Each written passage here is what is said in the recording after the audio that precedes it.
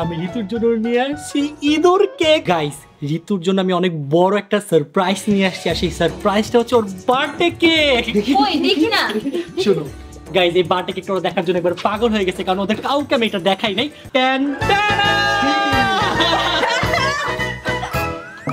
Guys, আমি ঋতুর জন্য নিয়ে আসছি ইঁদুর কেক। দেখো কেমন হয়েছে। গাইস, ঋতু যেই পরিমাণের ইঁদুর ভয় পায়, তাই আমি ভাবলাম ওর বার্থডেতে এবার একটা ইঁদুর গিফট করাই যায়। তোর জন্য একটা সারপ্রাইজ আছে, চল। সারপ্রাইজ আবার ব্রো। আবারও চল চল। 2 1 এন্ড দেখো হ্যাপি বার্থডে। এটা তোর বার্থডে কেক। আরে বোনা, আমি কেক কাটলেও খাবো কিভাবে? ইঁদুর দেখে কে খুশি হয় না? না না বোন, প্লিজ বোন, আমি অনেক কষ্ট করছি বোন এটার জন্য। না না, আমার পশুমে কমিয়ে কি বানাইছে?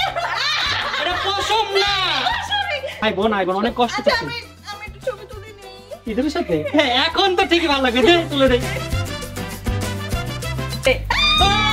Happy birthday to you. Happy birthday to you. কেন সত্যি? হ্যাঁ